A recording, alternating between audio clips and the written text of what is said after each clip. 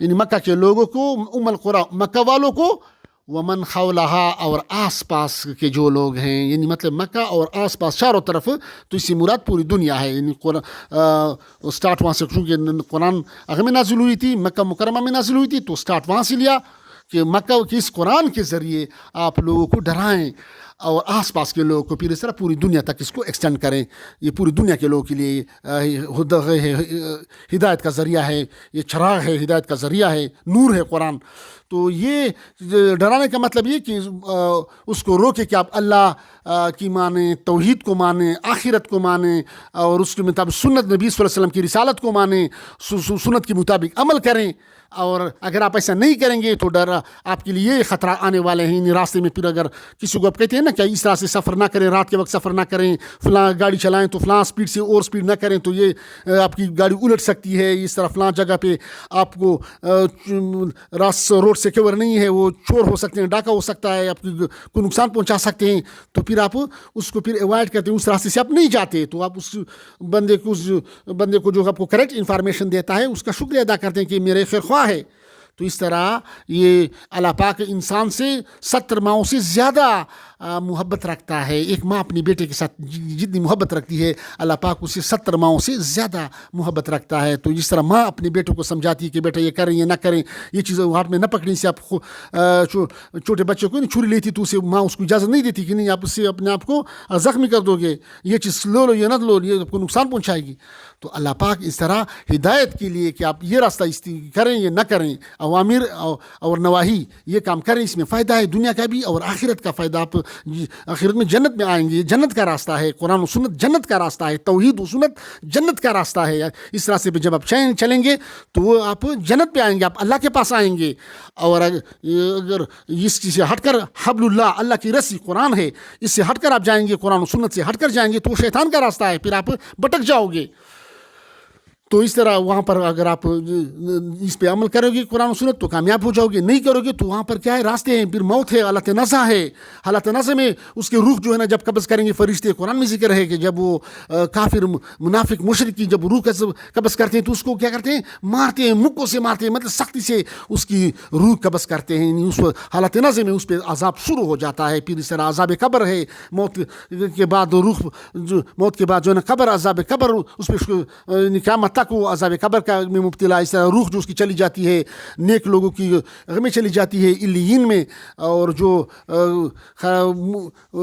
کافر مشرک ہے ان کی جو ہے نا میں چلی جاتی ہے، سجین میں چلی جاتی ہے. تو بہرحال وہاں پر پھر عذاب ہے، اس کا عذاب سجین میں، اس کا عذاب قبر کا سامنا اسے کرنا پڑے گا.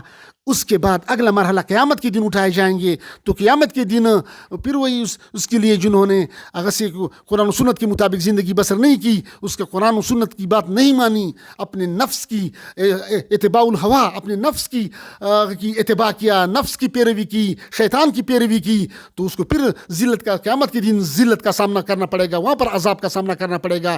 اور پھر وہاں پر کے بعد فائنل جو اس کا ڈیسٹینیشن ہے وہ جہنم ہے. ان لوگوں کا جو قرآن کے منکر تھے، تو وہ شیطان کے راستے پہ جانے والے لوگ تھے، تو اس کا راستہ کیا ہے، فائنل ڈیسٹینیشن، اس کی آخری منزل جہنم ہے.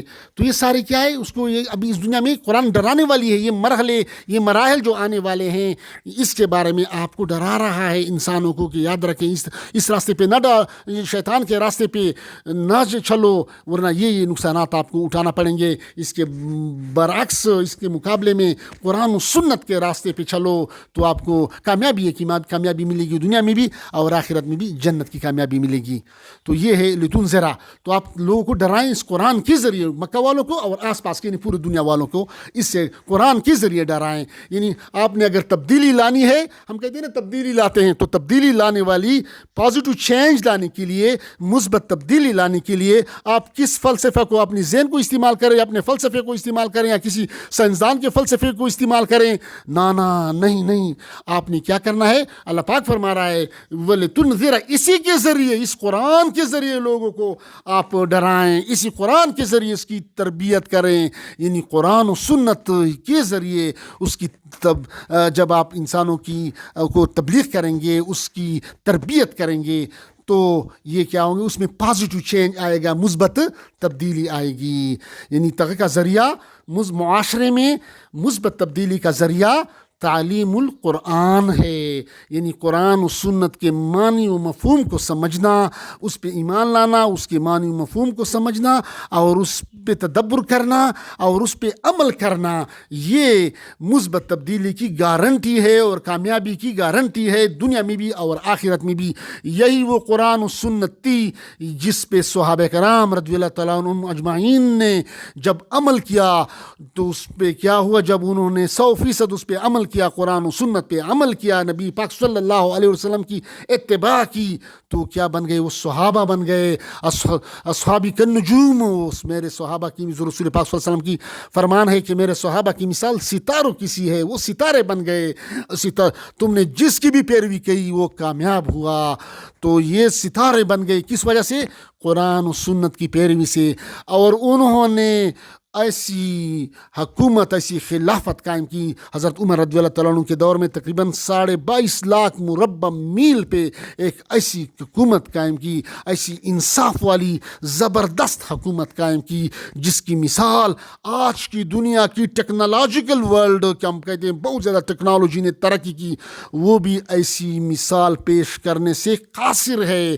دنیا کی کوئی طاقت اس جیسی حکومت پیش کرنے کی، مثال پیش کرنے کی، نظیر پیش کرنے سے معذور ہے، قاصر ہے. تو یہ کس وجہ سے؟ ان لوگوں میں یہ کیا صفات کیسے پیدا ہوئی؟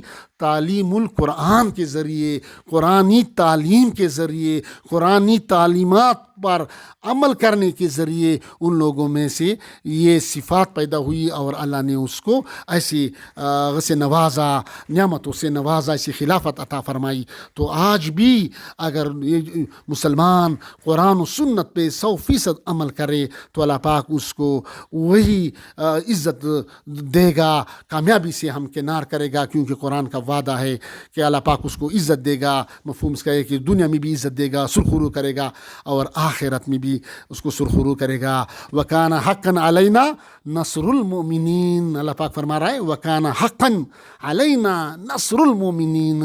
یہ ہم پر حق ہے. وَكَانَ حَقًّا عَلَيْنَا نَصْرُ، کہ ہم مدد کریں گے مومنین، کہ ہم مومنین کی مدد کریں گے جو پکے مومن ہوں گے، قرآن و سنت کے پہ سچے ایمان والے اور عمل کرنے والے ہوں گے. تو اللہ نے وعدہ کیا ہوا ہے کہ قسم کی ریٹن ایگریمنٹ کیا ہوا ہے، غدی ہے، گارنٹی دی ہے، اٹ از گارنٹیڈ. اللہ نے گارنٹی دی ہے کہ مجھ پہ لازم ہے کہ میں اس کی مدد کروں گا. تو یہ تبدیلی لانے کے لیے تعلیم القرآن کو عام کرنا ہوگا اور اس پہ عمل کرنا ہوگا، اس کی معنی مفہوم کو سمجھنا ہوگا اور اس پہ